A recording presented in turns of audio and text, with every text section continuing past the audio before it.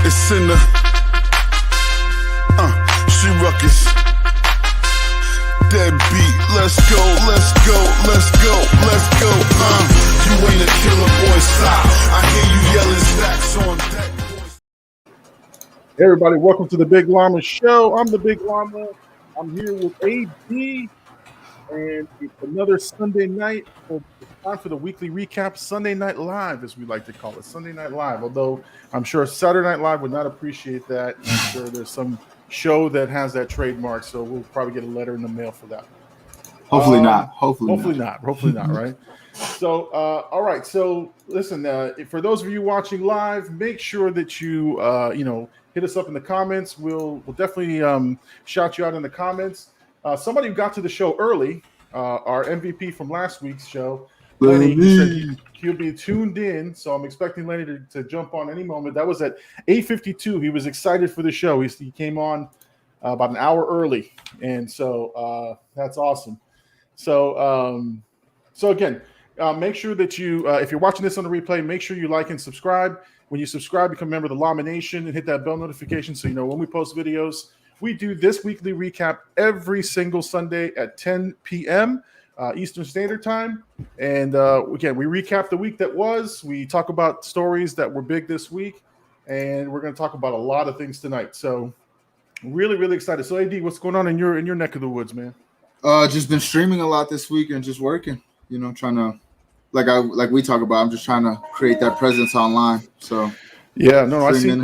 You've been on all the time, and I keep jumping on there, to give you some love. I don't know what I'm watching because you guys are are killing people and grabbing stuff and and running around joking. But it's a lot of fun, man. It's a lot of fun to watch. So if you're watching on Twitch, right? That's your Blackout AD is on Twitch. So yes, sir.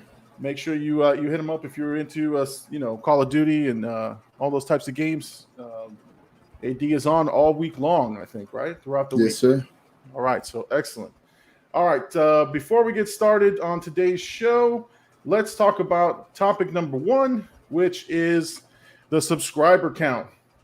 So last show, I think we were at 102. Yep. All right, we were 102. We were celebrating 100 subscribers. And this week we hit 111. So from last week to this week, we got a bunch of subscribers jumped on, and we were really, really excited. And I even linked up with a couple of different channels. There's a couple of channels that hit me up. We'll talk about them in just a second. All right, our boy John Gillen. Yo, how's it going? Good luck with the stream. # road to 1,000. Yes. Thank you, John. John's always on point, man. Our number one fan, one of our top fans, is always on every week. Yes, road to 1,000, John. Thank you so much, man. Appreciate the love and support. Like we said, if you guys comment during the video or during the live stream, we'll put it on the screen. We'll interact with you. That's how we want this to go. So again, John, thank you for the support. So yeah, we hit 111 subscribers. I think we had 2 or 3 right after the live broadcast. Like slowly right after. And then this week we put out, I put out a lot of content this week. Yeah. I think 1 or 2 a day, something like that. A couple of trailer reactions, 2 movie reviews. And so, again, we're doing the organic thing. We're just growing the channel. So thank you to all of our subscribers. Oh, and I did want to mention there's the Movie Brothers.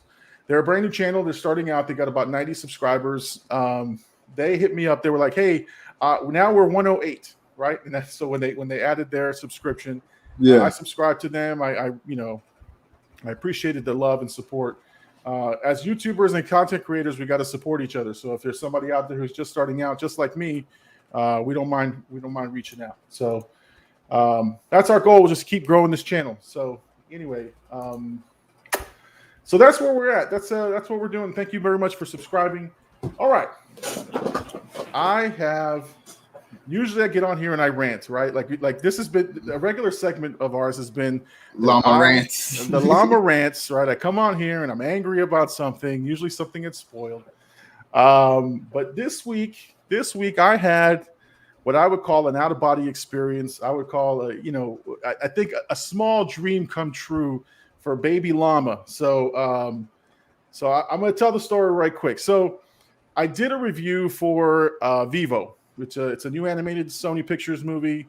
It stars Lin-Manuel Miranda, and it has the voice of Gloria Estefan. So I was instantly very excited for it. I mean, anything Lin-Manuel Miranda puts out, I think, is going to be top notch in terms of music, right? So one unique thing that I do, and I don't mind doing it because I feel like I'm always honest. So I'm not putting out anything that I think is bad, or anything that I think is fake. I actually, on my Twitter feeds, and if you guys have seen him, I at the person directly. So if it's Lin-Manuel Miranda's movie, I will at him at his Twitter handle. I did the same thing. So I put Lin-Manuel Miranda and Gloria Estefan. I tagged them both on my Twitter post. And the first thing I saw was the following, which I'm telling you, man, I geeked out, man. I freaked out. The first thing I saw was that right there that said, Gloria Estefan, the verified account, right? This is not a fake Gloria Estefan. This is not, Gloria Estefan spelled incorrectly. Her verified account liked your reply, which I had said, please check out my new trailer reaction. So the first thing I did was I ran to my wife. Oh my God, Gloria Estefan liked my tweet. We're friends now. Well, at first I was like, oh my God, this is awesome. Yeah. And she's like that. She was like, I'm impressed. So I was like, okay, that's pretty cool. And then I get this message on my Twitter, and because I had wrote back and I said, I did write back and I said, just the fact that Gloria Estefan acknowledges my existence. I go, she was the soundtrack of my childhood. Loved her music so much. Her the Miami Sound. I wrote this back because I really was impressed. And all of a sudden, I get this message back, and this is directly from Gloria Estefan. It said, "Oh, thanks. That makes me smile big, baby. Thank you." And I was like, "Oh my God, Gloria Estefan is writing me back like directly, not not oh, thank you so much, no. She wrote me back directly after I talked about her, and dude, I was just on cloud nine, man. I don't know, have you ever had that like celebrity experience like that? I don't know. Actually a couple weeks ago went to a comedy show with this guy Andrew Schultz, who he does a podcast called Brilliant Idiots, which I've been watching since probably like late high school.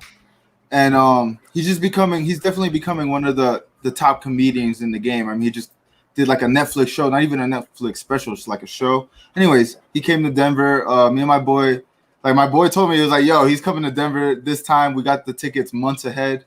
And at the show, we seen his cameraman, which he's like also speaks on the podcast, but most people won't really know who he is. Like, I mean, nobody really like even said anything to him. And I was just like kind of blown away. So I went and like shook his hand, was just like, yo, thank you, you know what I mean, for all the content he put out, because I watch it every week.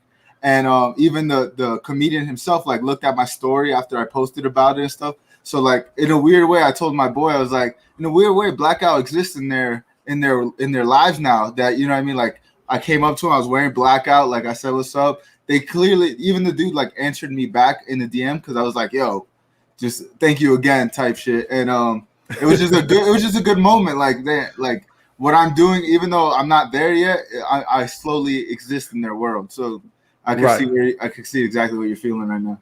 Yeah, man. I mean, it was awesome. All right, we have MVP Lenny, Lin Miranda. Now you have my daughter hooked. So I think if your daughter Colin is watching, then yes, we've got her hooked.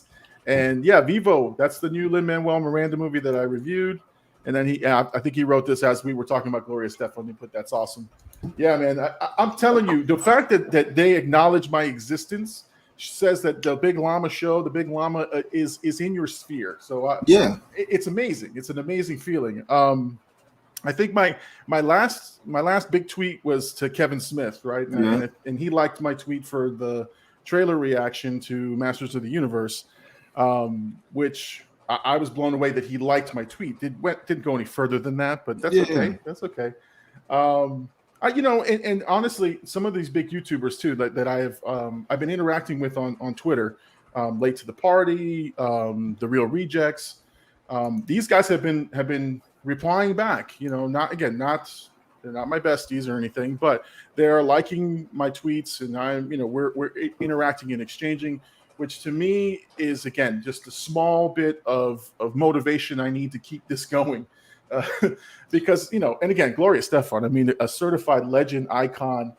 I wish we didn't have copyright issues, or I'd play some conga. And, yeah, I'll be doing up and down here.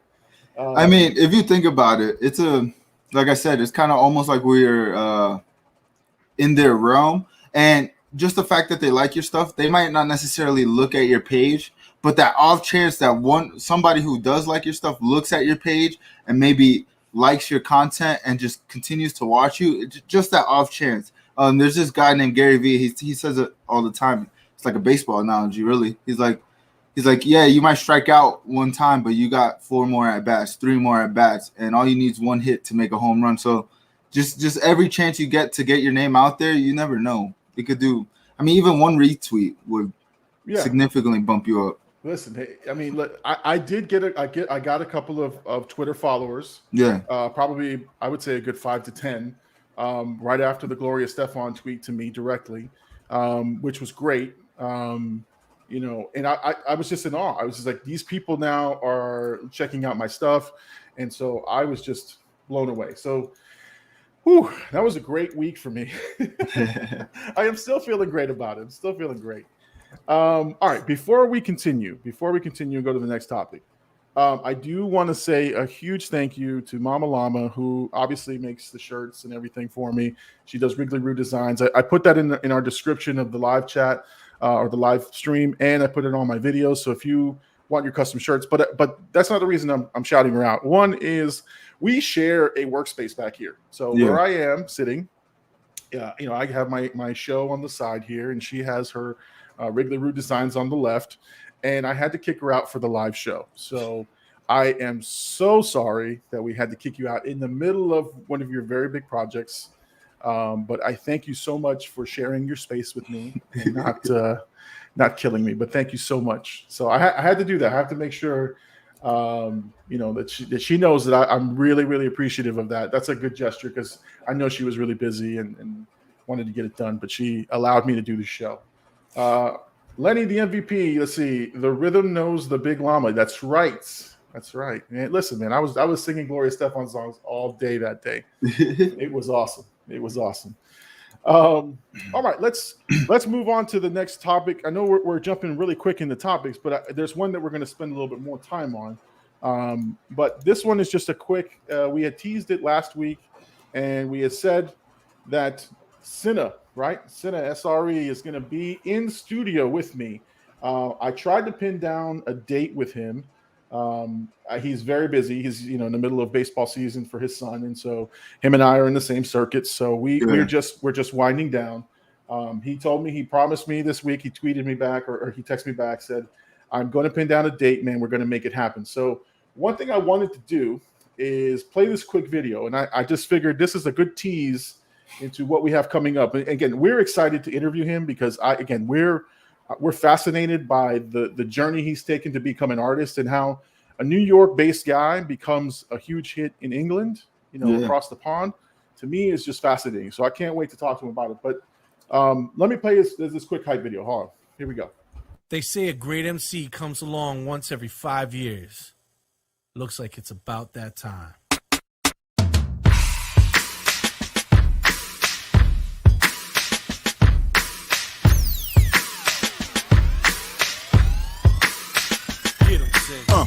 First off, I don't care what you people say. Never follow rules. I'm a trendsetter anyway. Okay, I march to the beat of my own drum. They say I need rules in my life. Well, I got some. That's 1. Kill the competition. 2. Be a loyal dog. 3. And if they snitching on your man, send them to the morgue. 4. When you party, go hard till you hit the floor. 5. If you didn't see me do it, what the hell you asking for? Welcome to my world. SINA. Now, if that doesn't get you hyped for an interview, I don't know what will. I mean, the dude's got bars, man. Bars. He's got bars, and he's got a unique voice, too. I really think he sounds very London-based rap ish, and it makes sense by his voice, like why he's popping over there, because they have like a certain sound with their grime music, and he kind of fits it. He don't sound like, obviously, he don't have that accent, but his voice and his delivery kind of sounds like a grime artist. Yeah. Oh no. I mean, you know, I just listen. When I met him, and he was in the middle of doing this album release, and I think he was going to Europe, and he was doing all this stuff. And I was just blown away that, you know, he was giving me the time of the day, even though, you know, him and my, you know, his son and my son played on the same team. Yeah. But the fact that I could see his stuff on YouTube, I can play his music on iTunes and Apple Music, I was just blown away. And you know, what I did one time is we were at the ballpark and we were doing walk-up songs, and I was in charge of the music, and I played his song in between innings, and he just kind of looked at me like why, dude? Yeah. So, you know, I get excited, man. I like to give people credit and shout them out. Plus, like I said, one day he's gonna play your first YouTube video on a jumbotron. He's gonna get you back. Here's what I imagine. Right? Here's let me bring you to my world. In my brain, my little brain. Here's what I imagine. Got 1,000, 10,000 subscribers. We're having a big shebang, right? This live show at a live venue. Oh, okay. This is my brain here. I don't think it'll ever happen, but you know. And all of a sudden they play the music, right? Right? And then he comes out, sings the intro, and I come out walking out there with my hands up, talking about you to all my loyal subscribers. So that would be sick, actually. There you go. See, that's what's brewing in the brain, right? I don't know if it's ever gonna happen, but you know, a man can dream. A man can dream. If you can think it, you can achieve it, you know? Yeah, we can. All right, let's talk about today is August the 1st. It's National Spider-Man Day. I mean, that's an actual thing. I didn't know it was, but when somebody told me it was National Spider-Man Day, I immediately assumed the trailer will drop. I mean, what other day would be best to drop a trailer other than Spider-Man Day? And the marketing department at Sony trolled us yet again. I don't get what they're doing, man. Like, is the trailer not done? You know what I mean? Are they still working on some effects? Or are they still trying to like find a way not to like spoil the plot? Like, the movie comes out in December. We could at least get like a teaser trailer. You know what I mean? A 30-second, 40-second trailer just to put us at ease. But they're just toying with our emotions at this point. That's what, and so that's what I'm afraid of, is they're going to put out a quick trailer. It's going to be a 30-second spot, nothing new, and maybe a snippet of a new suit, and then, you know, curtains. That's it. You know, see them in theaters in December, and so I think people are going to be pissed if that happens. I think they're going to have to put like a minute and a half trailer, and some really nice goodie in there, like Doc Ock or Jamie Foxx's character, somebody, just to please the masses, because it's become so huge, man. There's literally hundreds of videos now, like even today on Twitter, hundreds of people posting fake videos, real video. I mean, what they think is real video. And I think there's a picture out now of, I guess, an on-set leaked photo of Spider-Man and Doctor Strange, which to me, again, looks like a legitimate picture, but I don't know what to believe, man. I mean, he is in the movie. They're saying he's taking like the Tony Stark approach, or like role as like Spider-Man's mentor. Yeah. So he is in the movie at some point. Maybe we'll get it like 2 months out. We'll get the official trailer where it's a minute long, but I just don't understand why we haven't seen anything. Like, they're super hush about this movie. Right. And like I said, the marketing department honestly is trolling everyone, because today they released, I think it was from Marvel. Marvel Entertainment released like a 45-second video. Yeah. And it was to say, thank you to Spider-Man fans. I mean, people are waiting for anything to drop. That thing drops, 1 million people watch it, and they're like, I mean, even me, I was like, oh, you know, mind you, it's Sunday, right? So I'm not working. Yeah. And I'm like, all right, if this thing drops today, I'm going to be the first one to post it. I'm going for it. Yeah. And the thing, I get the notification to my phone. And I'm like, oh, let me check it out real quick, make sure it's the thing. Thank you for Spider-Man fans. Spider-Man Day. Just set me down, man. That's a very clear troll. They did it also with the title, no? Like the promo for the title, they gave us like 10 titles. They gave us like 10 titles, and they even had like Zendaya, what's the kid's name? Tom Holland. Tom Holland. They had like them like tweet on their accounts or like post on their accounts like one of the titles, like could it be this one? So clearly they're going in a trolley route. It's just I wonder if it has to do with like we got WandaVision, the Falcon and Winter Soldier show, and Loki within like a couple months of each other. And this is like the true break we'll get between Marvel projects. You know, because they were like a month and a half apart. They weren't like too far apart. So I wonder if that's a thing. Because after that, we'll get what? I mean, if it comes out in December, we'll probably have Doctor Strange by like March, May. Yeah, the last thing I read was that the final Carnage trailer is coming out tomorrow or close to tomorrow. And after that, they're saying that's probably the last thing that they're waiting for. You don't want to get ultra excited about Spider-Man and then Carnage is like right behind it, you know? So maybe they're waiting for Carnage to release. Or when's Carnage come out? I'm not sure. I gotta look it up. I'll look it up. Yeah. But wouldn't this be a crazy tie-in if they play the Spider-Man trailer during the Carnage movie? That to me sells. That's where they release it. I would go. I'm interested in the Carnage movie, but I wasn't going to go to the movies to see it. But hell, I'm going. I'll pop a ticket in if it means I get to see that stupid trailer. Yeah, if they don't post it on like the first weekend, they don't post it at all online. They just like you have to go see it. That would be actually a pretty elite move because most people would go and watch it. Of course. And if they're smart, and I think they are, they know how much people are salivating for this trailer, and I think they'll do it, man. I think they'll definitely make everybody go to the movie. And I think they did it for Jurassic Park, right? They wanted everyone to go to F9, so they released a 30-second trailer saying, see the whole thing if you go to the IMAX version of F9, and people went to see it for Jurassic Park, you know?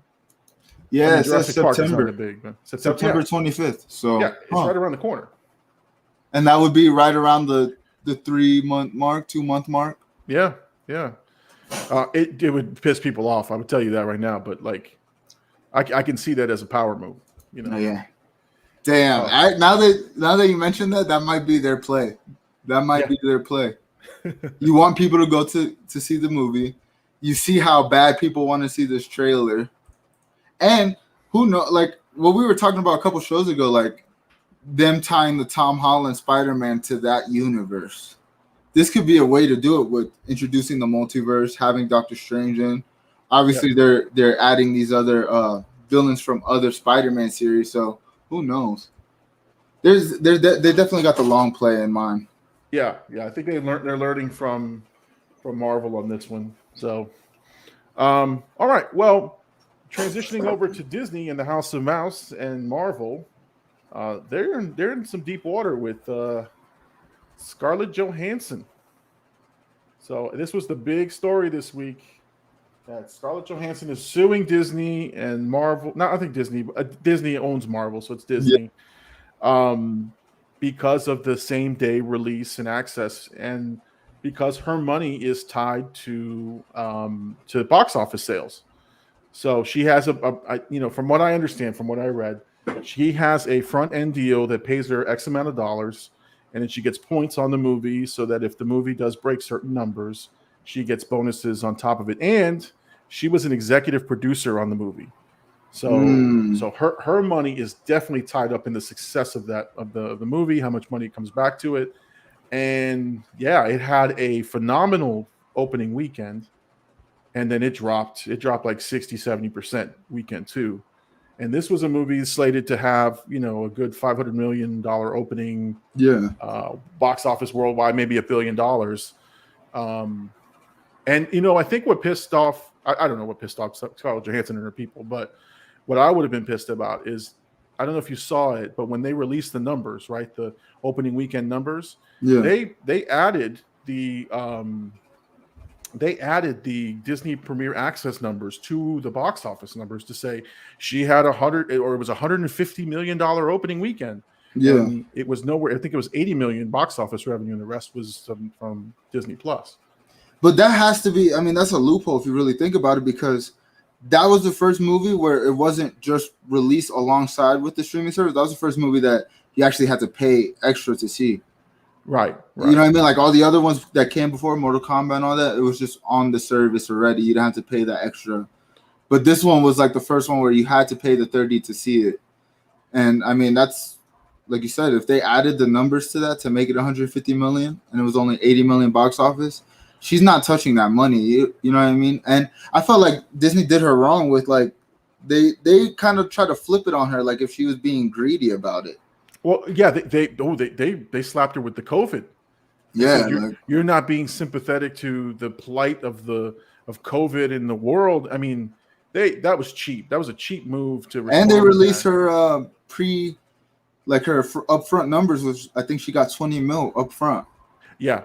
So they're trying to make it seem like, hey, you made your money. You know what I mean? But she's obviously worth. That's her featured movie. She's obviously worth more than 20 mil on it. Yeah, and that's, you know what, honestly, it's probably 20 million, and I'm assuming that's one of those numbers, is probably her standard rider for a movie. It's probably her standard fee per movie that she agrees to is somewhere in that range of $20 million. She's a top elite A-list actress, and that's what they make. Lenny wrote here that she has some real beef, which is true. Yeah. I and here's the problem, right? And this is what you had mentioned the You mentioned that the Mortal Kombat release, a lot of the HBO releases, they renegotiated with some of those filmmakers and or paid them. So I know they paid Patty Jenkins and Gal Gadot for Wonder Woman 84. They went back and they said, here's some money, because it's going to release worldwide, but we're going to release it same day. And so they gave them some money. So that's, I think, the right smart move, but they didn't do that with Scarlett. So yeah, because I'm sure if they came with her, they approached her with some kind of like, hey, we're doing it this way. Obviously, it affects your back end numbers. Right. But, you know what I mean? Then it kind of like cools down. I mean, that's smart on DC's part, because it cools them down. You know what I mean? Then you won't have this problem, because as we see, and we're going to talk about in a couple minutes, it started something. You know what I mean? So clearly, and I even read, like, it seems like actors and actresses all around are in support of what she's doing, because I mean, you can't sign a contract, have a deal with somebody, and then especially I feel bad, but I don't like how they try to like position it. She doesn't care about COVID and that she already made the 20 million when they're a $1 billion company. You know what I mean? They have the money to pay her. You know what I mean? Go ahead. And why not renegotiate? Why not just talk to her about it? Yeah. One thing real quick. Lenny's got a couple points here. It says, I was reading about the two big things that I took away. The suit alleges that Johansson agreed that her salary for the film would be based in large part on the film's box office haul. Yeah. That is huge. That is huge. And that's what we're talking about. Like that. I know that there are a lot of stars who know that the movie will bank and make big money, that will put up, either get a lesser salary or agree to certain percentages of the box office draw, because they know they're going to make some money on the back end. Yeah, whether it's to me that's the smartest move. I mean, wherever, like, think about if this movie gets picked up on TBS and gets played, she's getting residual income off the back end no matter what. So as a business person, that's the move to make. It's just Disney trying to get one over on these actresses and actors. Yeah, and you know what's funny is and I saw two schools of thought with Scarlett Johansson, which because at first it was her by herself, and we're going to look at the next person who followed her right after. But there were two schools of thought. There were, A, she's never going to work for Disney or Marvel ever again, right? Like you've sealed your coffin, you're done. But the other people were like, that's just raw. It's just a raw deal that she got, and if that's true, it's bad on the House of Mouse, right? So yeah. Let's see. Yes, and the CNBC piece you're showing, what's my number 2? Yeah, So let's. But before we go to the next person, right? This Disney Plus plan, very, very. I know that the theater chains hate the plan, the same day release. HBO got flack. Here's the problem: HBO got flack first. Yeah. Actually, Universal got hit first because they put out Trolls. Who cares about that movie, honestly? But That's like the singing. Yeah. They put out Trolls at the top, at the height of the pandemic, right? And they had agreed with the theater chains at the time, because they were starting to shut down, that they would not release into video on demand or day and date, that type of thing. And they did it. They did it anyway. And like, there was a scathing letter from the theater chains to Universal: you will never play your movies, such and such. Disney and HBO was the next one to get hit with it, because they were bold. They were like, all our movies for the next year are going to come out on our streaming service and in the theaters. And wow, I mean, that was, but Dune is the only one that survived that. Dune was supposed to be released on HBO Max, and it's not. They pushed that one to theater only. So I feel like with this, it showed that, because at the beginning of the pandemic, theaters were getting talked about like they're never coming back. Right. But I think what the pandemic showed, that people just want to get the F out their house.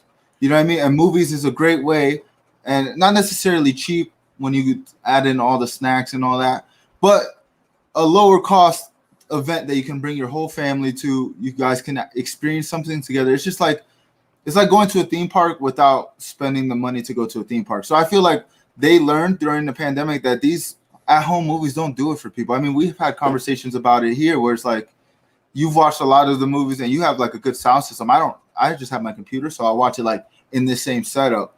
Right. But it doesn't give me the same feeling. Like I get distracted when I'm here at home. Whereas if I'm at the movies, I'm totally locked into that movie. Even if I don't care about the movie, I'm locked in. I'm watching. I'm gonna actually experience the movie, and you know what I mean, give me maybe a higher chance of liking the movie and watching it again, or however it is.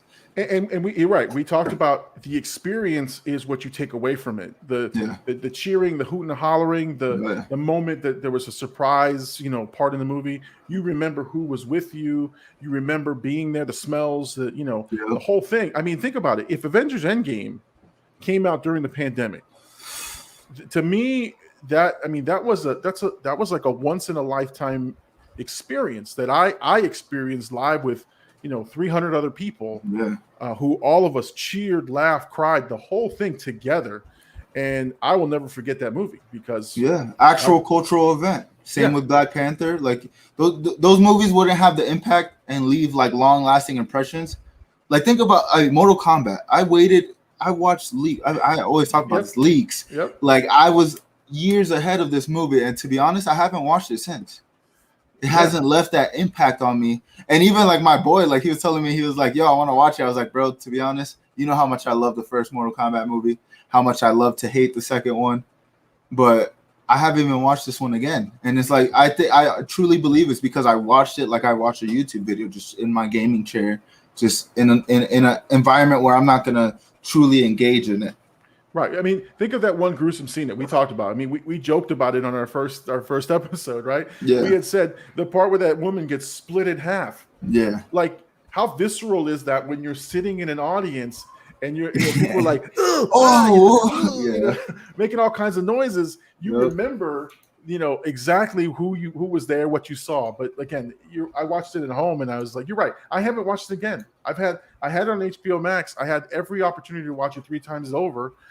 And I never watched it again. I didn't even want to watch it again. It's not a bad movie. I just I didn't want to watch it. So if they were to release it in theaters now, I would go and watch it in theaters now, because at that point theaters were just opening. I didn't get to go, but like I want to experience it in the theaters. I mean, I want to experience every movie at this point in the theaters, and I think that's their big takeaway. I think, and yeah.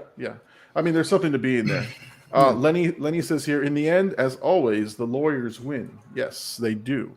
But hey, not only Scarlett Johansson, Emma Stone is suing Disney, and she just had Cruella that came out, which was a highly critical success, box office success. But what happened to her money? Disney Plus. Disney Plus took a lot of her revenue. Now, I don't know if she executive produced on it. I don't think she did. But if she's going to sue Disney, Now she's in better standing with Disney, by the way. So like Scarlett Johansson, you could say many things about her, and look, what she's doing is business. Yeah. It's a business move. She was owed money. The contracts are the contracts. That's fine. I can respect it highly. Emma Stone has leverage. She's set to make Cruella Part 2. Like they're already in the works to make Part 2 because it was a huge success. Her property can continue to move forward. And there's no, for them, they owe something to Emma Stone. Her next contract negotiation for film 2 is not going to be easy. I do feel like maybe you feel this way too, but I do feel like obviously because what I read in the article I just had pulled up, it's not necessarily that she's suing already, but she's considering it. And same with Emily Blunt, like they're like specifically wording it like it's almost like they're trying to see what's going to happen with this Scarlett Johansson situation, and then make moves after. But like you said, if she's already in works and talks for making a second one, yeah, this may help. She might not necessarily sue them, but damn sure she's gonna have a contract where Disney Plus is gonna be involved. Yeah, going forward. Yeah, and that's the thing, and this is now, mind you, it's always business, right? It's always business. So I'll say this. Now Emily Blunt's the third person because now Jungle Cruise, which we'll talk about later because I reviewed the movie, but Jungle Cruise, same thing. Disney Plus Premier Access. I didn't go to the theater to see it. I stayed home to watch it because it wasn't an event movie for me. Yeah. But it's a hugely highly rated movie. Like it's a Rotten Tomatoes score of like 87, 90%. It's up there. Yeah. But if you're with a family and you don't want to go out, plus the COVID numbers are going up. Yeah. So this now, bites into now Emily Blunt though is different because if you think about this, Emily Blunt's movie is, just came out this last weekend. The COVID numbers are going up. The variant issue, her PR is a little bit different than Scarlett Johansson's and way different than Emma Stone's. Because Emma's movie came out when we thought we were in the lull. When the vaccines were coming out, the numbers were way down. Yeah. We were coming out of it. Scarlett's numbers, was a couple weeks ago. And then the Jungle Cruise is definitely going to be impacted by COVID. But now, again, the right thing to do, and again, the right thing to do versus what the business is going to do is way different. Yeah. Because if you can get it, in this, it's a cutthroat industry, if you can get away with, giving somebody just the bare bones, if you sign a contract that says I'll work for $1, they're only going to pay you $1, even though it's not the right thing to do. They don't care. So I think in this case, the right thing to do, from an upfront perspective, is meet with your talent, is meet with the actors, meet with the producers, whoever, and strike a deal and say, guys, there's no way you're going to recoup the money you think you're going to recoup. As a good faith gesture, we're going to give you whatever. And that way it avoids this type of PR because Disney is looking pretty bad, especially with Scarlett Johansson. Yeah, I mean, it seems like Scarlett obviously has more skin in the game when it comes to the movie because, like you said, she's executive producing. She was with the franchise for what, 9 or 10 movies before this movie came out. You know what I mean? Like, again, executive producer, and she's a star of it. But I find it curious that like they haven't said anything about Dwayne "The Rock" Johnson, who's also in Jungle Cruise. So maybe his it's a good thing you brought that up because I did do some research on Dwayne's money. Yeah. Dwayne's production company and his movie company produced and financed some of this movie. Okay. So they got their money up. They're front. locked in. Yeah, they're locked in. Locked in. It's in production costs, and I'm sure there's a back end deal to pay off the company and make the money they're supposed to make. So he has if he has so he makes money off of the production company, he makes money off executive producing credit, and he makes money as an actor in this movie. Mm-hmm. So I don't think his money is not necessarily tied into the box office. I don't think, but he has a definite advantage in this particular situation. And now, if he stands in solidarity with Emily Blunt, that's different. He should do that if that's the route she's going to go. Now, Emily Blunt, I think, is rumored to be considered. Yeah, I mean, the quote I seen was like she's going to eye the numbers. You know, what I mean, she's going to be watching the numbers carefully. That's how I read it. I think the only one that's truly going forward right now at this moment is Scarlett. Oh yeah, and I think everybody else is going to follow her lead, because it is like if it's affecting their back end money, then it's only fair to put them on a piece of what you're making on Disney Plus. Because like you said, if COVID numbers are going up, people even before the COVID numbers are going up. It's not like the movies were back to what they were before COVID. right. So no matter what, you're getting a big percentage of people watching. It's going to be on these. It's just convenience. People are going to go for what's easy. But like I was saying earlier, of course, it shows that, hey, movies are still viable and there's still a huge number in that. But at this point, people are really going to watch most of their movies, especially if they have the option to watch it on these streaming platforms. They're going to watch it on the streaming platforms. Right. And remember, I told you, Black Widow, I had tickets and I almost canceled them because I was like, I just stay home. Yeah. And that to me now, I think the upcoming releases are can't miss, right? Yeah. Spider-Man, Shang-Chi, Dune is coming out. I mean, you've got huge movies that should be billion-dollar movies that are cultural events. They're big, big movies that you got to go see in the theater. And if the COVID numbers go up, we may see them move the dates. And that's the danger, right? Because I don't think people want that. But at the same time, if they don't agree to disagree, right, about them releasing it same day, you're going to have a lot of issues. So I don't know. What it's just uncharted territories. Yeah, it's just uncharted territories. This is going to set the precedent for like what's coming on next. Because if COVID numbers do go up, like you said, they're going to either have to push these movies back to where it's another year out. And I mean, think about a lot of these movies were already pushed year plus. So it's not like they were only pushed a couple months. They were pushed years already. So if they get pushed again, then at that point, they're doing it because they don't want to continue like this trend of like maybe the actors not getting what they signed on for. And it is bad PR, especially how they came at Scarlett, I think. Yeah, puts a bad taste in people's mouth. Yeah, they didn't go about it the right way. I mean, I think they were hurt. And I think even Kevin Feige came out and said that he's upset with the way it's being handled.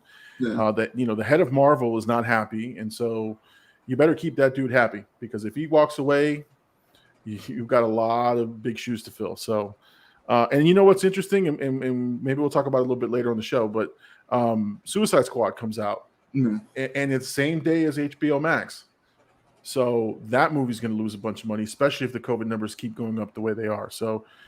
All right, so stay tuned, I guess. Stay tuned. We'll have to see what the future holds. I feel like this is definitely a topic we'll come back to because it's only the start of it, really. Yeah. Oh, yeah, for sure. I mean, Oh, you know who else? Gerard Butler, right? The guy from Olympus Has Fallen. For what movie? He's suing for one of his movies that came out during the pandemic, and his movies are terrible. So, like, even he's getting in on it. Like, hey, if you're suing, I'm going to sue for $10 million. You wouldn't have made $10 million on that movie, dude. That was a direct-to-DVD release, man. So, anyway, all right, let's talk about something a little bit different. Something a little bit, it's happening now. The Olympics, right? We got a lot of stuff happening in the Olympics. We're going to hit a pretty serious topic first, and then we'll get to a little bit lighter subject. But what we have going on is the huge discussion about Simone Biles and how athletes are now viewed, and honestly, the growing awareness of mental health issues. Not that she wants to be the poster child, right, for mental health issues. Yeah. I just think it's now more of a topic of discussion that the people are comfortable discussing. But as everyone knows, she pulled out of the team event, and she's either gotten a lot of support or criticism from it. And so it's a huge news story because, I mean, she was set to break records. She was, I mean, she's already the greatest gymnast that's ever been, to ever be on a competitive stage. Yeah. And now she backed out. And so a lot of people are feeling a certain way about that. Like you said, it's just the rise of awareness of mental health. And this is, I mean, we've seen it with Naomi Osaka, the tennis player. Oh, right. She pulled out, I think, it wasn't the Olympics. French Open. French Open, or one of those, It was a tournament right before this, and I think she did it because of like the Olympics coming up. So it was like to maybe give her a little break, but we're gonna see this with athletes to come. I mean, even Kyrie Irving has done this. I mean, this past season, he pulled out and used the mental health card. And I think the criticism is unwarranted because people don't understand the pressure of, especially like she's considered the greatest gymnast of all time. Right. That's immense pressure. And some people can argue that maybe she puts it on herself because like I heard that she has like a goat on her leotard and like she brings that on. But if you're the best, you're gonna say you're the best. I mean, as a competitor, all competitors they feel like they're the best and they should feel like they're the best. That I don't think that should take away though from like if she's going through something mentally and feels that she can't perform at the highest level, then why would you risk, especially like the team event? Because I think she also pulled out like the singles as well. But like especially in the team event, why would you put yourself and your team through something if you know you can't do it to the best of your abilities? Right. It was the worst vault that she's done in her career. Yeah. And she said right after that, she didn't feel right. Her body and her mind were not feeling right. And she did what she thought was best for the team and best for her. And that is to remove herself from that equation. And so a lot of people have responded that it's very brave of her to do that. It shows that she is, in tune with her body and with her mental health issues. And here's the thing is, again, dinosaur versus the new, right? So yeah. I can remember the celebrated athletes of those, Olympics back in the day. I think it was Carrie Strug or whoever got hurt. Remember she vaulted and she like pretty much like popped her Achilles or whatever she did.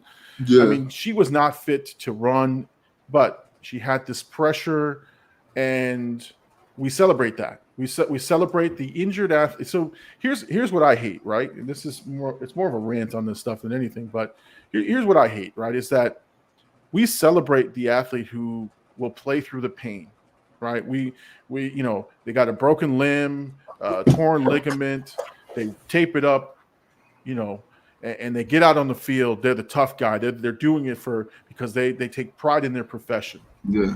Then the second we hear that they have drug problems because they've been, taking pain meds and painkillers, or commit suicide out of, mental health strain, we're the first to knock them down because we cannot, and as a society, we cannot help it, but we want to build them up and knock them down.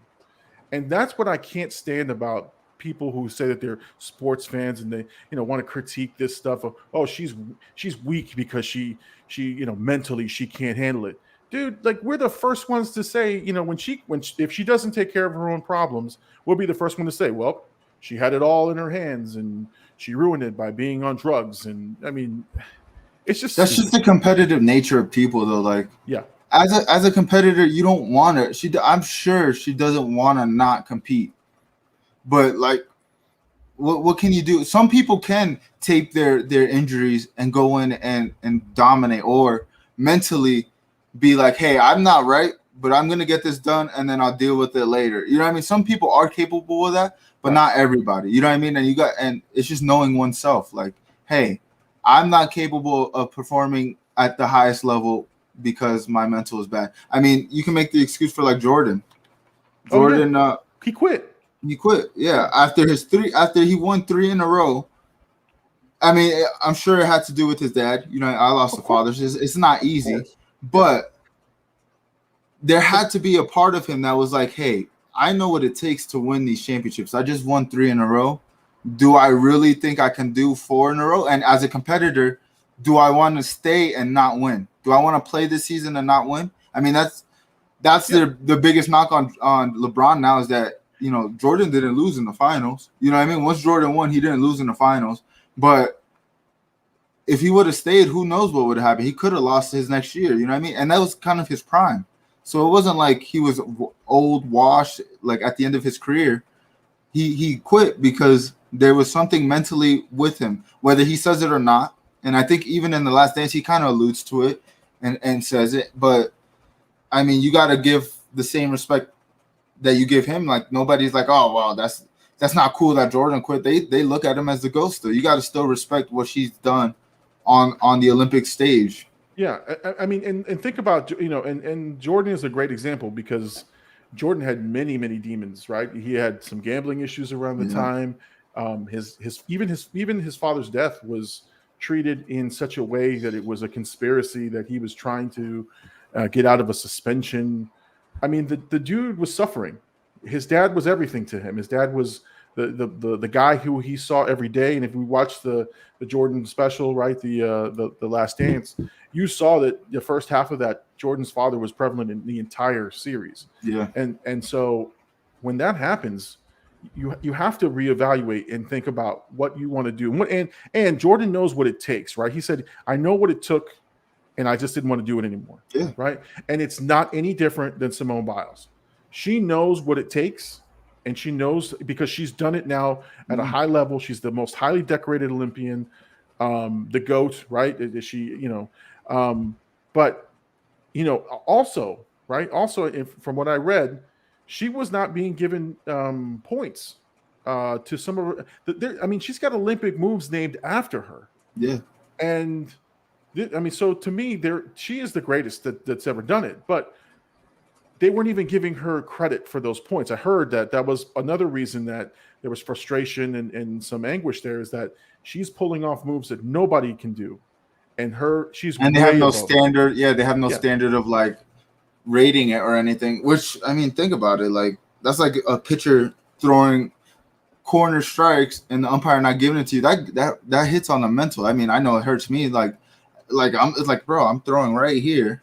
Exactly. I'm throwing it in the strike zone, and you calling it a ball. Now I have to attack in a hitter's count in a position where I don't. You know what I mean? Like, it's just a mental thing. But you can't take away what she's done. You know what I mean? And she's done it, and I think too, like, she did it at a younger age. You know what I mean? Obviously 4 years ago, and I think as you get older, life hits you a little harder. You know what I mean? So she might have been a little bit more free at the younger age to just go out. No nonchalant, maybe no pressure on her. And now, I mean, I guess you can make the argument like she brought the pressure on herself. But yeah, no. And listen. And so I'll say this, and we can move to the next topic on this. But what I'll say about athletes, right? I think nobody knows the pressure of being an athlete, and no one understands it unless you've been in there. Most of us have done sport in some shape or form, whether it's in high school, or other pro leagues, stuff like that. That's understandable. Like, people can understand, but until you've been in their shoes, until you've sat and done and performed at the highest level, you have no idea what the pressure is. No. And so, for me, I think Michael Phelps was another example, right? He came out and he said, "Hey, after he finished his swim, he had trouble with." Mental health issues, drugs, and all kinds. And then he's the spokesman for see a therapist, talk to a therapist. I think it's a knock on mental health. Like, people see that as weak, and I know in my culture, Hispanic culture, men don't talk about that. Yeah. Men do not have mental health issues. Men are men, and so to me, that's. I'll tell you this, man. I'm in tune with my feelings and how I am, right? Yeah. But it took me a long time to get there, because what was ingrained in my brain, right? The man cannot have these faults. The man cannot cry. The man cannot feel inadequate. He must be dominant, right? That's in my culture. That's how it was. Yeah. I don't believe that. I don't believe it in one bit. But still, even now, today, right? And I share this just because I'm fully transparent. Even now, I watch a movie and I'm going to cry. I don't want to cry in front of anybody. Because in the back of my mind, weakness. In the back of my mind, you're weak. If I feel sad, what the hell is that, right? Like, you try to push it away. I try to push it away. And to me, that's the wrong thing. As somebody, like, we always say, like, you're older, I'm younger. I've seen the previous generations go through that. You know what I mean? Like, my father's, like my stepfather, even like my father when he was young. The last conversation I had with like my real dad before he died when I was 7.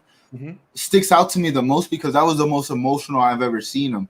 But I think in the back of his head, he already knew he was gonna die.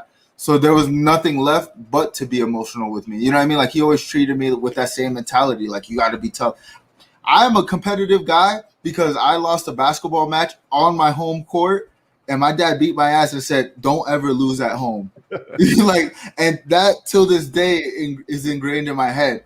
Yeah. But seeing him get vulnerable really showed me that, like, I do have to. I also feel like I'm very in touch with my emotions, and I don't mind crying. I do the same. Like, I try not to do it, but I understand that I can't hold everything back. You know what I mean? There's moments where I feel like I don't have nobody to talk to, and like the days that I do release, I'm like, oh wow, I've held months and months of pent up aggression, pent up sadness that I just haven't let out, and you need that release sometimes. Sometimes you need to cry. You know? Yeah, oh no, for sure.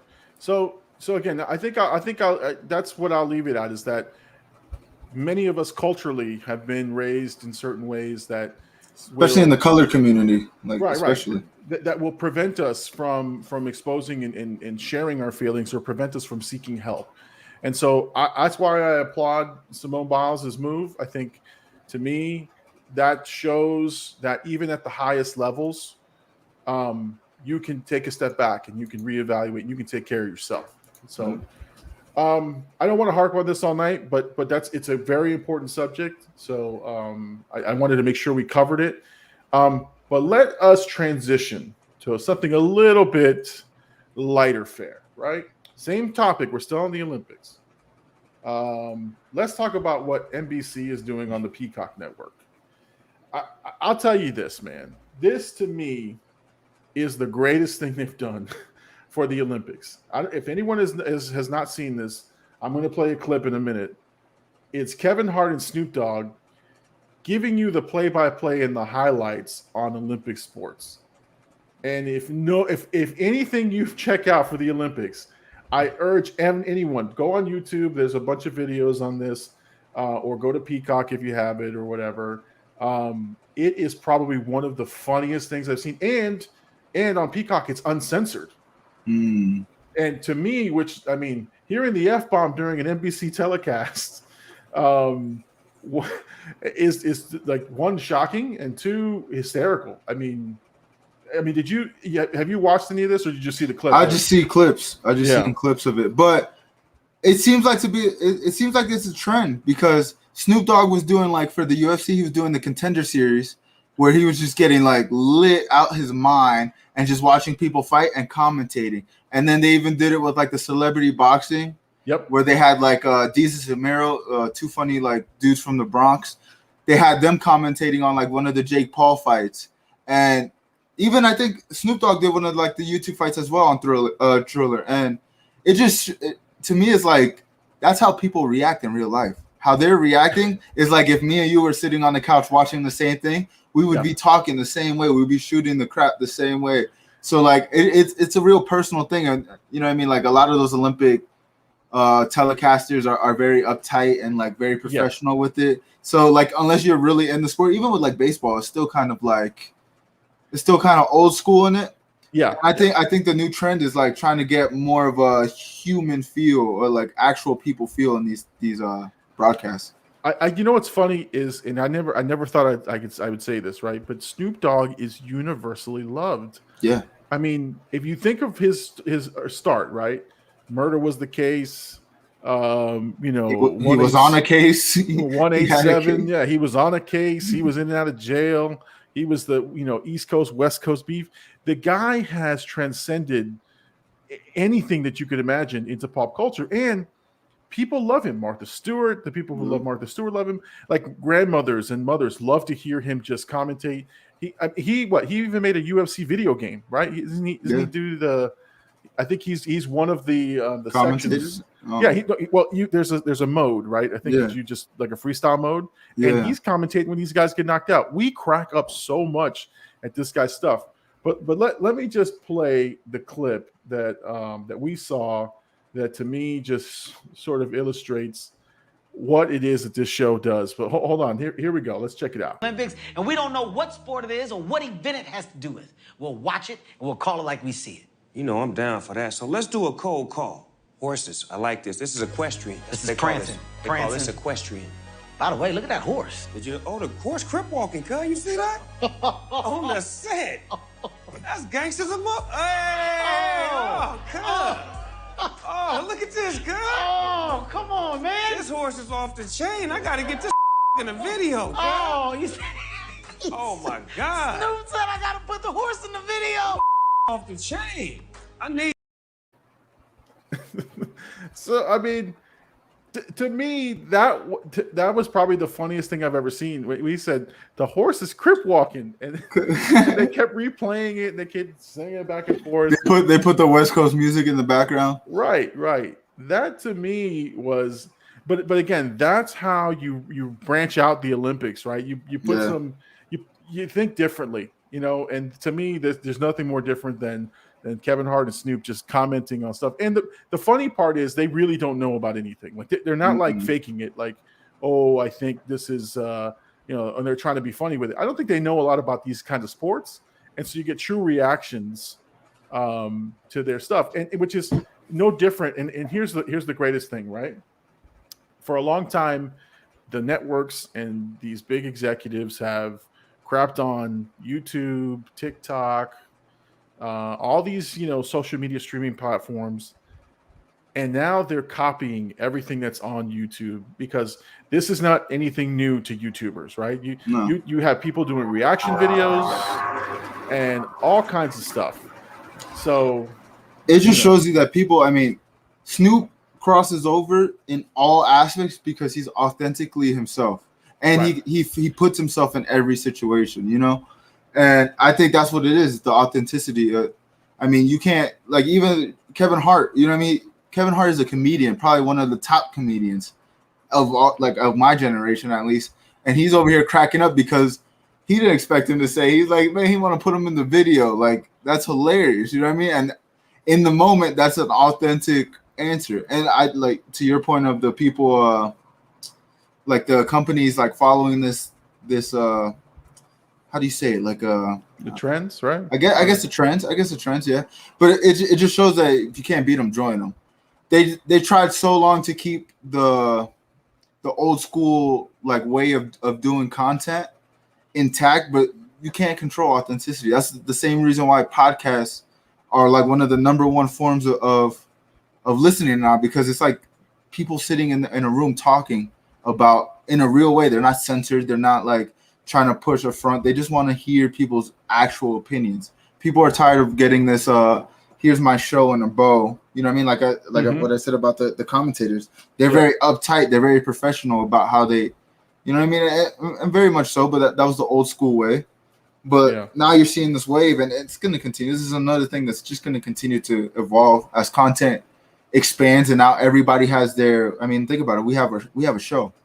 Yeah. You know what I mean? If this was the 90s, we wouldn't have a show. We would be talking about having a show. And if somebody saw us speaking together and was like, hey, those guys got a good dynamic, let's give them a show, then we'll get the show, but then we'll have it on a guideline. We don't really have guidelines other than, you know what I mean? Let's not get you fired from your job. That's about the only guideline we have. That's a good guideline. Let's see. Lenny put here, that's hilarious. And the people that follow question events probably hated it. You know what? I don't know. Here's the thing. How many equestrian events did people watch? I bet there was millions of views watching this horse crip walk, right? That people found hysterical, that got eyes on equestrian. Yep. But like, when did you watch equestrian? Nobody ever watches that unless you're in the sport or you like horses and you love that sport. That clip brought more eyes to equestrian than equestrians bring eyes to equestrian. Right, that's all it comes down to. Exactly. So no, it's true. I'm sure the equestrian people hated it, or people who took it very, very seriously. But the whole intended purpose is to bring eyes to something new and to entertain people who want Olympic coverage, which is exactly what they did. Let's see. He says here, all 100 of them and their parents. It's a family affair. Yeah, all 100 of the people who were rooting on the equestrian are mad right now, and their parents. You're right, and their parents who have lots of horses and money. So yeah, they're probably very mad.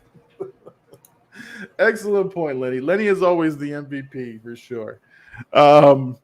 There was another clip I was going to play, but there was a dude who split the gold medal on the high jump. But we're going to skip that, and just in the interest of time.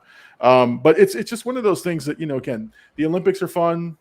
it's fun to watch. It's fun to sort of see the nations come together, and you learn about different sports and things. So, Kevin Hart and Snoop, having a little fun with it, it just makes it all that more entertaining. Okay, so let's talk about the week in the cinemas. You've got The Jungle Cruise, who came out this week. It actually came out this weekend, and it's having huge Rotten Tomatoes numbers, good numbers. And I haven't seen what the box office is going to be for this one, but it is riddled with the Premier Access plague of Disney Plus. So whatever money it would have made, it's going to take a hit next week if this Premier Access stuff is what it is. Was it a big budget film? A huge budget film. I think $200 million. Yeah, $200 million film. Now, for the review itself, I did post a review. It's a spoiler-free review, and I'll keep it spoiler-free here because it's the weekend it's out. We don't want to be that guy. Jim. Yeah, don't be Jim. Don't be that guy. No, so a lot of the review and myself included, you can see similarities to The Mummy, to the movie The Mummy. Yeah. They have sort of the same character structure. You've got Emily Blunt, who's the same as Rachel Weisz, and Brendan Fraser is the same as The Rock in terms of he's the male lead. And then there's a bumbling brother who's British, and he's the comedic relief. And it's in both movies, it's the same way. My only gripe with this movie, from my review, and again, if you guys want to see the review, just go to my channel, and it should be my top video there. My only gripe from this was that they reused a lot of effects from Pirates of the Caribbean. That's the only thing. It's a fun movie. It's fantastic. It's lots of adventure. It's got a heart. It's a great movie. But some of the effects were recycled retreads from Pirates of the Caribbean. There is a lot of the same. I don't know if you've seen the pirate movies. They've got those the cursed sailors who are like half squid, half whatever. Yeah. You have the same exact thing. These guys are half snake, half bees, half whatever, and it's silly. This movie's based off of the ride from Disney, huh? Yeah, and it's very true to the ride. Like the first 15-20 minutes of it, you get your fill of what the ride is, because it's Dwayne "The Rock" Johnson being the skipper, and he's basically doing the whole Disneyland ride in the first couple of minutes. But the thing about it too is that he does a bunch of dad jokes, and at first they're cringy. They're like, oh yeah, but they start to stick throughout the movie. Like at first I was the only one laughing because I appreciate a good dad joke, and then later on when they were doing a couple more dad jokes, like my family was laughing. So it does grow on you. Let's see, Lenny here, correct me if I'm wrong. Many Disney rides are based on movies. So this is a movie off the ride. I guess Pirates was the same. Yes. Yeah. So this is Disney's attempt to take the rides and make them into movies. There was Haunted Mansion. There was Pirates of the Caribbean. There's now Jungle Cruise. I think that's it for now. I might be wrong. I thought Pirates of the Caribbean was like a book series or something before the ride, but I could be wrong. No, well, I think they may have borrowed stories from, like the Seven Seas, because I know there's a lot of lore about, Davy Jones and things that existing pirate materials are out there. Yeah. But the characters are all based from the ride itself. So, but again, the movie is fun. The movie is a great movie. It's got lots of action, lots of fun stuff. It's a little corny, it's a little corny, but it's for a family movie. It's great. There's some jump scares for the kids, and The Rock is always great, man. The Rock did a great job. Emily Blunt's a great actress. The whole movie works. It just my only issue was that just the whole retread. Was this a movie? Was this like a? Yeah, but I feel like this age, like for probably what the audience this is going for, they didn't really watch The Mummy, or it wasn't like a prevalent movie to them. You know what I mean? Like growing up, The Mummy was like, for me, it was a good movie, but it wasn't something I like look back as one of my favorite movies. Even though, like, if I talk to my aunt, that was like the first movie they tried to show me, and I was scared of it, so I don't want to watch it when I was younger. But that was definitely a movie for them in their time. So I'm thinking maybe it's probably the same. Like not a lot of people have seen those storylines, so they're trying to like just use what works. Yeah. No, and listen, it's true, and Lenny has a good point here. He says Disney reuses content in many of the animated movies. Yeah, Disney doesn't want to spoil or misuse some of their money. Like if they can retread something, they will. And I'm not saying that the characters are an exact replica, but you can tell that's where the inspiration came from, and the effects look almost the same. But yeah, you're right. The Mummy didn't age well. It did not age well in terms of effects. But the story was interesting, and it was a surprise movie. I remember that people were shocked that it made as much money as it did. People just liked it because it was sort of an Indiana Jones type thing where people love that kind of stuff. That the mystery story, the quest, and this is the same thing. It's you're chasing an elusive prize, and the adventure, I think people like that stuff. It's fantasy, and people like to see things like that. So I think that's why it works. Does it benefit a movie experience or a home experience, you think? Well, I watched it at home, and honestly, I probably wish I would have seen it at the theater because there were some very spectacular scenes and stunts and things in action sequences that probably would have been better served in a large theater. But again, I enjoyed it with my family. It was fun.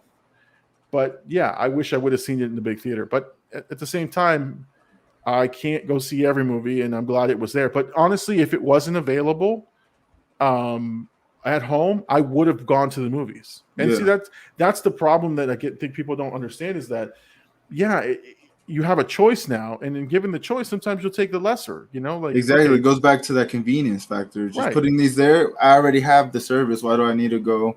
I could just make some snacks here and turn it on. Well, what's funny? It's Friday night. Where it's ending of a work week, and the family's home. We're all tired. Now, typical big movie comes out on a Friday. We would probably go Saturday or Friday night. Yeah. And so that's what happens, right? Like you make a decision. You go, you know what, guys, we're all tired, but let's go to the movies. Let's go have some fun. Yeah. And so you go and escape for 2 hours from the work week, from everything. When you're at home, you're not escaping anything. You're just watching a movie. It's a good escape. It's a good 2-hour sort of diversion, but you still have all the problems of home. You have your phones, you have your family sitting there. I mean, there's nothing to escape to. So I think it'd benefit from going to the theater for sure. I mean, $200 million budget, it better be worth going to the theaters. Yeah, no. Like I said, it was fantastic. I think it was good. Like I said, I was just mad about that. Now, the one thing I wanted to cover that's coming out next week is the Suicide Squad. And I don't have an image or thing for that, but it'll be one of our last topics here. The reviews that are out are amazing reviews. Yeah. Here's what I'm worried about is some of the big YouTubers, some of the more big time YouTubers who have seen the movie have a little bit of hesitation in giving it 100% approval. Because there's I think it's catered to a very specific type of person or type of moviegoer, because they're saying it's more violent than Mortal Kombat. It's got more gore, violence, guts than Mortal Kombat, and that to me speaks volumes. That it's so over the top in its gore and its violence that it gets lost and it loses meaning. And so I don't know, like to me, those are some signals. And a couple of them said, "Yeah, it was a great time. I had fun. It was everything you thought of, but I don't know if I'll see it again." So to me, I don't know if I like those reviews. Now, again, Rotten Tomatoes and the audience scores coming out give it a 97%. So this is going to be. But to those people, it's like, what do you think the Suicide Squad? Like, the Suicide Squad is a team of villains, that are just working for the side of good at this point. So it's just like you're gonna get villains, and I think they're kind of just building off of, because the first one wasn't. I mean, they kind of just rebooted it without rebooting it in a way. You know what I mean? Like, this is like their version of rebooting it, and they kept what worked, but now they're just trying to enhance it. So I can see them going in that darker direction, just because the first movie wasn't as dark, or like there wasn't as much violence, but there was some of it. And I think that's what worked from that movie was that you seen the villains doing villainous stuff for, I guess, the side of good, in a sense. Yeah, I don't necessarily think Amanda Waller is good, but no, but she's a great actress. yes, you know, yes, who's playing Viola her. Davis. Yeah.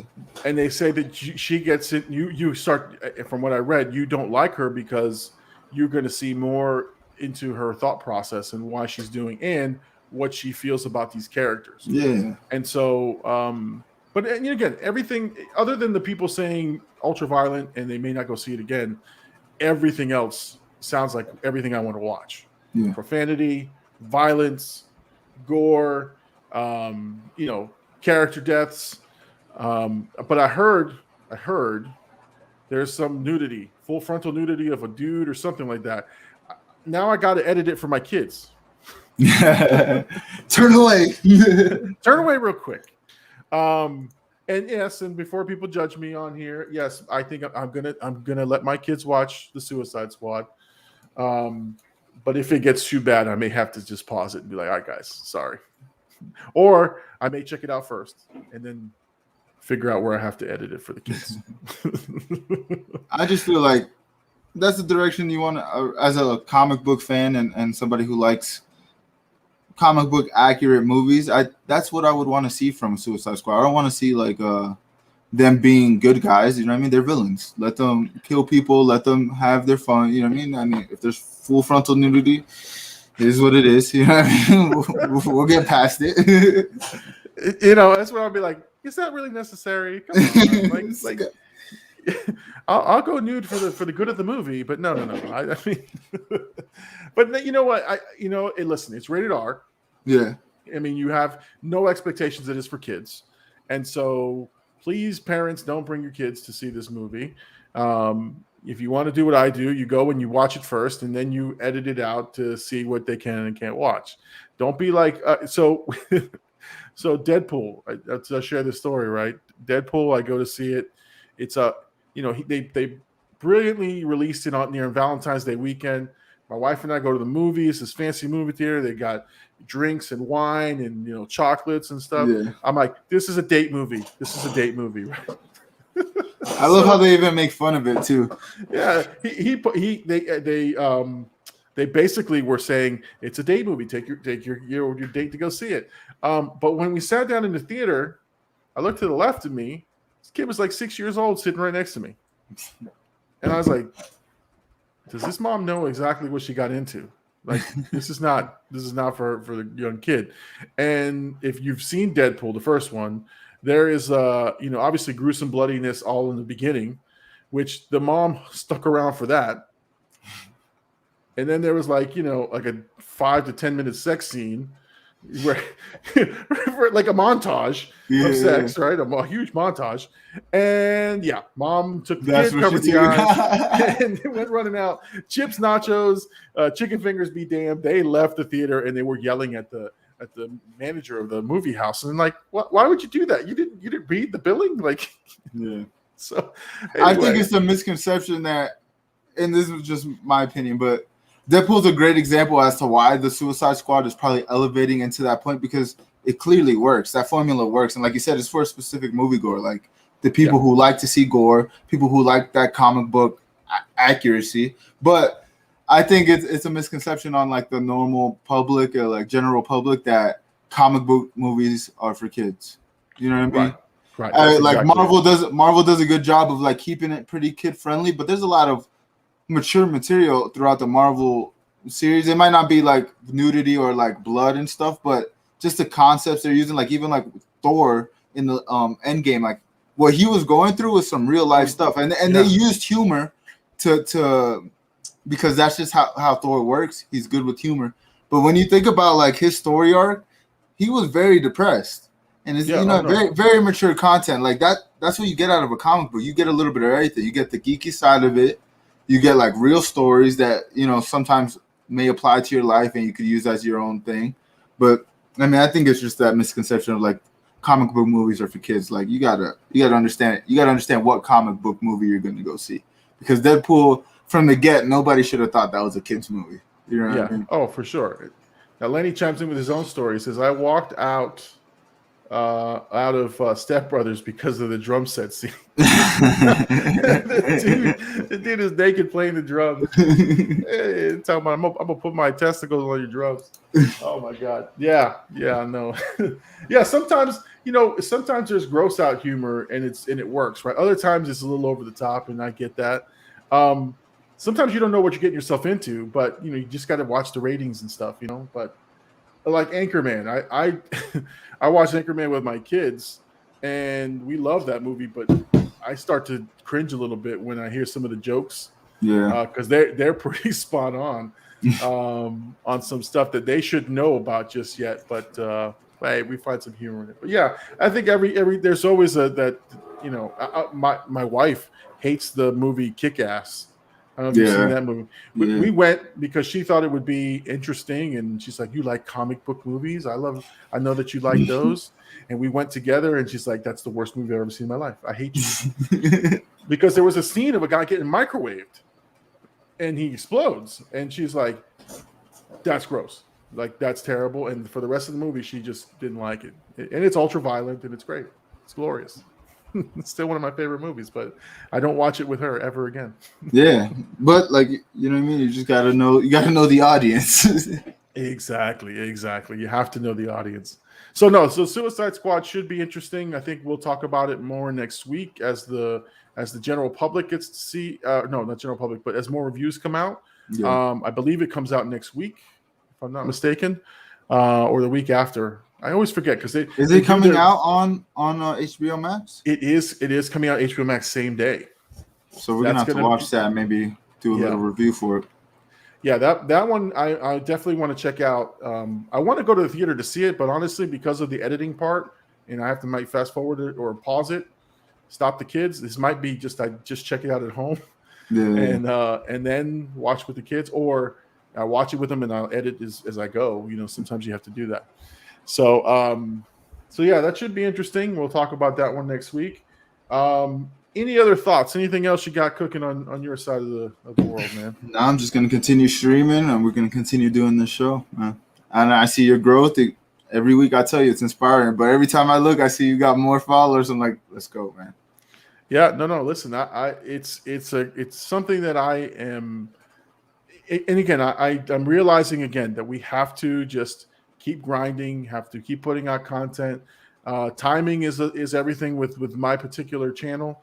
But again, I will do what I can do. And you're only 7. Like, if you really put it in perspective, you're really only 7 months in. And like, yeah, that 7 months seems like a long time, but people don't blow up until year 3, year 4 of doing this consistently. So it's like you're still at the infancy of what you're doing, and like you're showing that just steady, consistent videos is going to build the audience the right way. All right, let's see. Lenny's got some here. The Movies That Made Us, Netflix season 2. Yes. I watched the series, Lenny, and I don't know if you've seen it, but if you haven't, AD, you got to check this out on Netflix. It's called The Movies That Made Us, and it's a behind-the-scenes sort of featurette of different movies. This season 2 has Back to the Future, has Jurassic Park, has Pretty Woman, and I forgot the 4th movie. But again, it's a great little featurette on it's about 30 to 40 minute episodes about the different ways that they made the movie, the story behind making the movie. That to me is fascinating, and I love that stuff. But yeah, that's a great show, great series to watch. Behind the scenes of any like movies, like especially like movies that impacted culture, is super dope to see, because you see their thought process. You see how like they might not have known like movies were gonna blow up, but you can see like in their process they were doing the right things that like maybe in the moments they didn't think was gonna be what separated the movie, but you know what I mean, then you see like, oh man, like they took a chance on this scene and that turns out to be the best scene in the whole movie. You know what I mean? Like seeing the behind the scenes of anything, I think is super dope. It's the same reason why I'm excited to do the interview with SINA, because we could pick his brain and like, yeah, he makes music and we make content in terms of like videos and stuff, but we can learn something from how he got his audience overseas. There's going to be something we're going to learn from that conversation. Oh yeah, for sure, for sure. Yeah, Lenny chimes in. Yeah, Forrest Gump was the one I was missing. Yeah, I've seen all of them except for Pretty Woman. That's the only episode I haven't watched. Um, but let's see. This is here. Didn't know they filmed Back to the Future for 6 weeks with a different lead actor. You're right. So one of the cool stories about Back to the Future in that series was that Eric Stoltz, which is an actor who did he did Mask and a couple other movies. He's a big actor back in the 80s. Was filmed and did 6 weeks of Back to the Future, and it just didn't work. They just weren't getting the chemistry and the pop that they wanted. And 6 weeks in, they let him go and got Michael J. Fox. So, and what was funny is there's a couple of scenes, if you watch it closely. Now I have the collector's edition Back to the Future 4K UHD one, and yeah, and flex on them. not name dropping. I love movies, but yeah, there's a couple of scenes that Eric Stoltz is still in. They just spliced either Marty McFly or Michael J. Fox in there, or it was like an action scene and they just left him as a body double in the movie. So yeah, that was fascinating. It's fascinating to watch, and that people didn't think it was going to work. You think of Back to the Future, you think iconic movie, you think it's got to work. Who would not greenlight this movie? And you see how many studios passed on it, which is crazy. But that's the exact thing I'm talking about. Like, think about the decision after 6 weeks of filming with the one actor to be like, hey, this is not working. We need to redo it. Like most movies sets probably won't do that. They'll just take the L and be like, hey, we'll make it work. We'll find a way. We'll do it in editing, blah, blah, blah, because they don't want to take that risk. But because they took the risk, it paid off big because that's a movie that's going to go down. You know what I mean? People are always going to reference that movie, especially when it comes to like time traveling. I mean, they referenced it in Endgame. You know what I mean? Like, so yeah. It's just those little, like they had the balls to do it. And that's what changed the course of the movie. So, I mean, that sounds like a dope series because you get these backstories and stuff. Yeah, it is. Like I said, and it's about good movie, like popular movies that you would know. Like there's not an obscure movie in there. I think the first season was Home Alone and a couple of different movies, like big time movies that you loved growing up or that you loved watching, and then it's a story behind them. Just fast. I think Die Hard was one of them on season 1, which I watched. I mean, that to me, like how they come up with casting, how they figure out who's going to play this, the auditions, little things like that just fascinate me because it's crazy all the parts that go into making a movie, making content, or making anything. So yeah, it's a good series, man. Lenny, that's a good suggestion there. So anybody who hasn't seen that's Netflix. The Movies That Made Us. They just released season 2 this last week, and I like a fiend. I watched most of them except for Pretty Woman. I'll be honest. I like Pretty Woman. I don't like it, but I've seen a couple of featurettes on how they made Pretty Woman. See, I'm the nerd. I'm the guy who they make the DVD featurettes for. The behind the scenes. I'm that guy.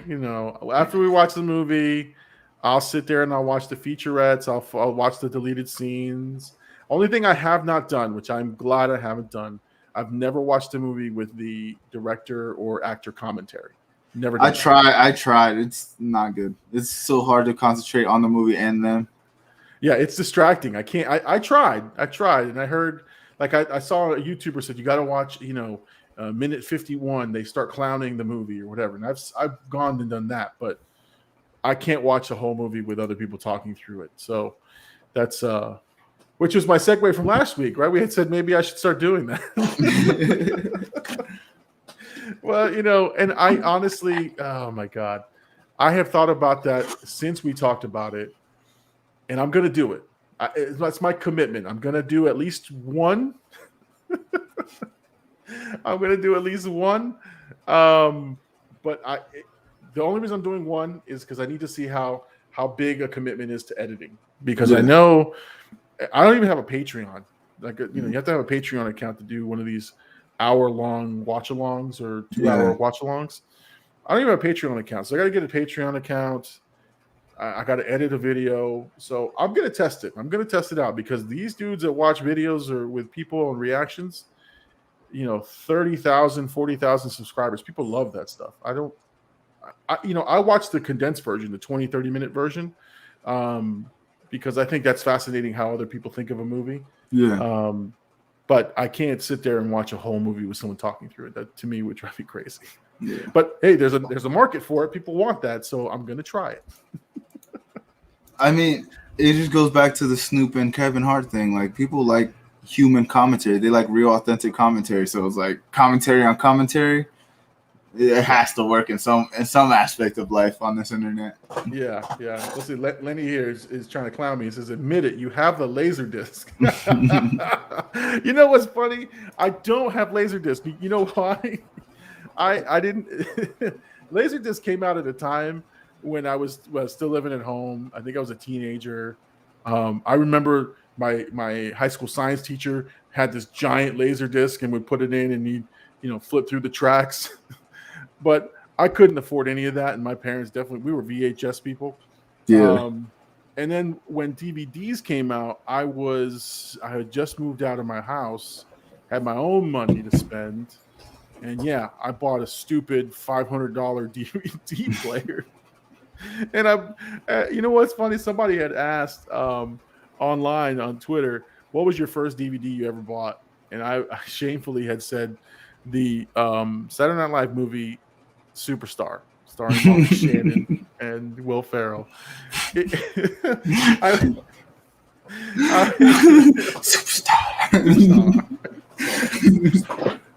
But so the embarrassing part is this, man.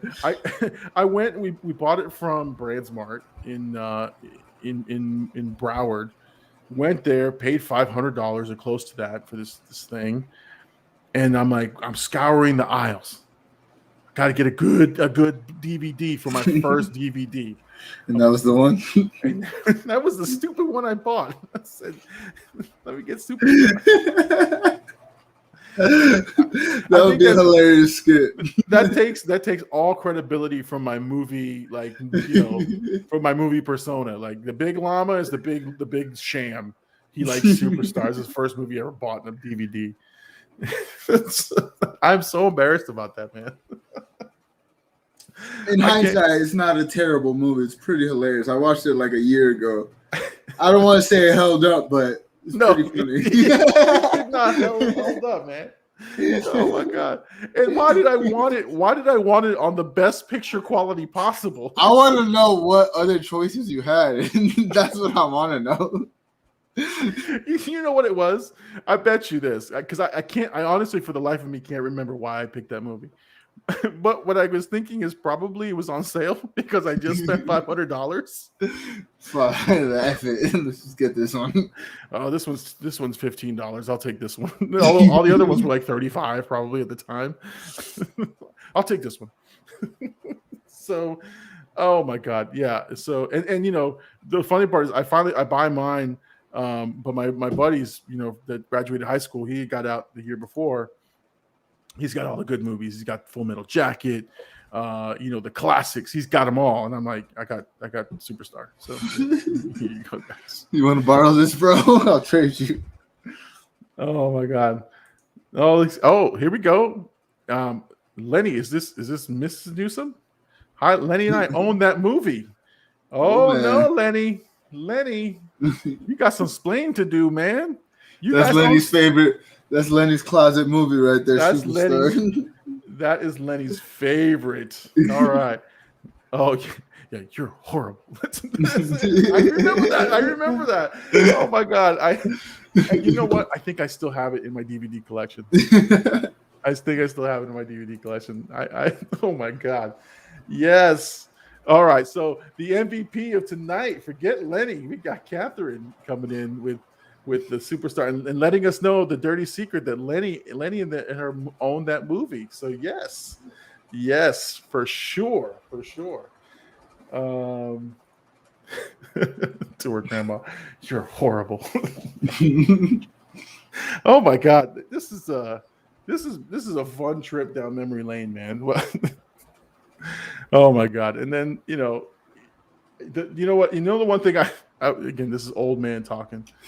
The great thing about the old school the old school DVDs is they had great chapter menus, and they had great Yeah. menus. Right now, it's just a still image on a Blu-ray. Press play. Press play here. No, With subtitles. These guys had thought into it. If you watched, what's the movie Next Friday? Pop that one in. There's like a game. It's got a map of Rancho Cucamonga, and you got to go through the. I mean, it was an art form back then. They actually put time into the menus. Like I remember that. Yeah. One of my memories, like I always cherished. My mom every Tuesday would take us to Walmart because that was like the new release for DVDs, and she would just buy us like whatever new releases came out, and we ended up having like over a couple hundred like DVDs, and I would be bored because they owned the gas station, so we would have to just entertain ourselves with movies, and I would look through the menus and be like, "Oh wow, I didn't know this was here." I mean, I'm telling you, man. And then you could tell. Then they had those special edition pack DVDs that had like had the widescreen and full screen formats. Yeah. And me being a cheapo because I didn't want to spend too much money, I got a bunch of full screen formats. That's hilarious. I'm telling you, man. I'm purging my DVDs. I honestly am. I'm getting rid of them, but I'm buying Blu-rays instead. So I know that's my new thing. This guy's gonna get the metal copies with the metal case, steel case. Yeah. Superstar. You know what? Now, you know what? First movie I watch on my reaction has to be Superstar. Has to be Superstar. So that's the blueprint. We're gonna start with Superstar. My watch along. My watch along will be Superstar. I'm gonna watch it in DVD format. Just reminiscent of my first DVD purchase. Let's see. Let's see. Lenny says here, my first DVD purchase is much more respectable. Stargate. Bought with my PS2 on launch date. Oh, it's okay. Okay. Oh, that's right. The PS2 could play DVDs. That was a big thing, right? Oh man, those were the days, man. The PS2, Stargate. Look at that, Lenny.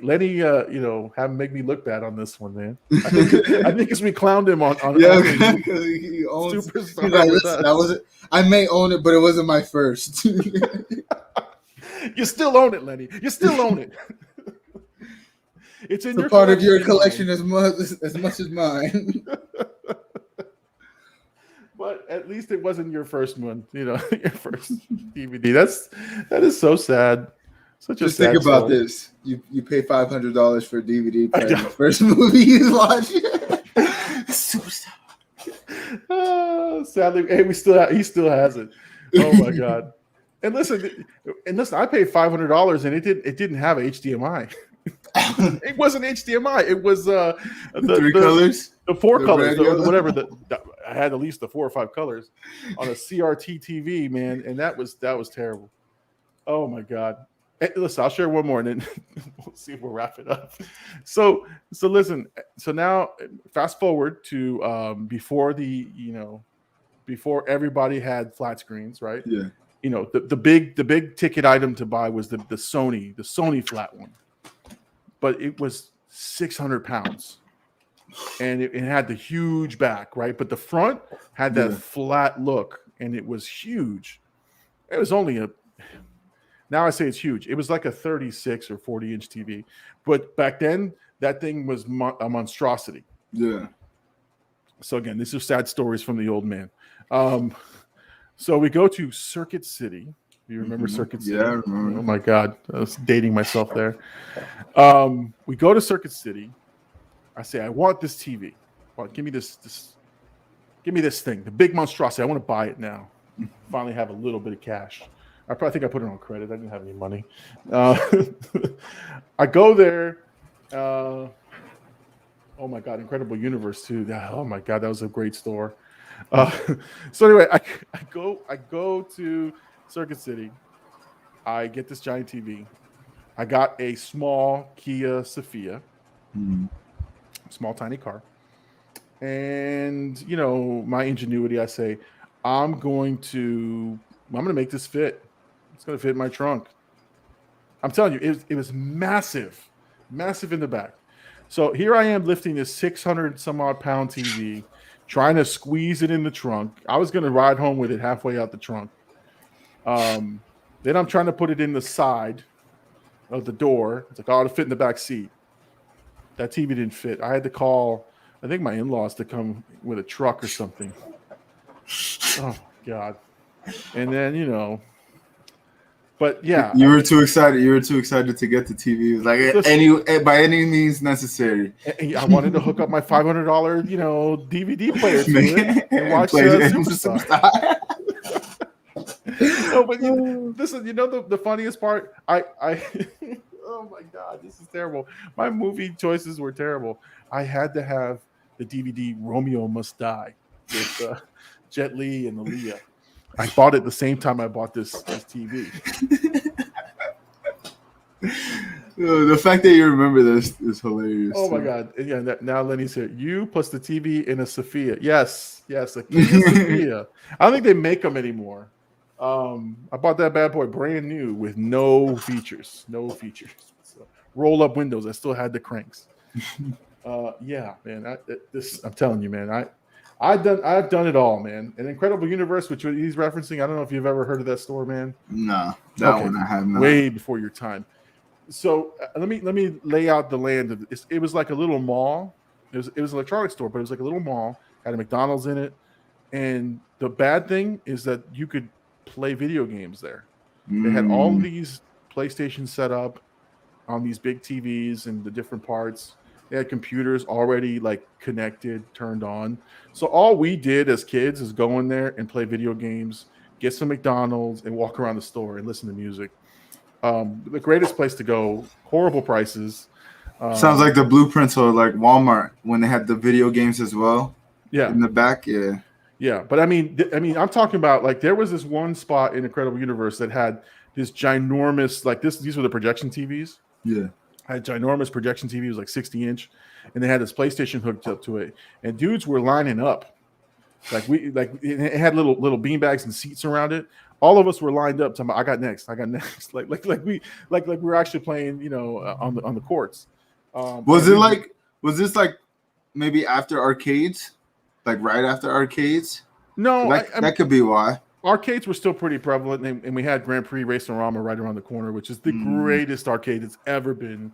And unfortunately, they had bad management. But that place, we just went there just to hang out. Like after school, you went there to hang out, and you ate some McDonald's, and you enjoyed yourself. And yeah, Grand Prix Race-O-Rama was, in my day, the greatest arcade that I've ever known, man. I don't know, I'm old.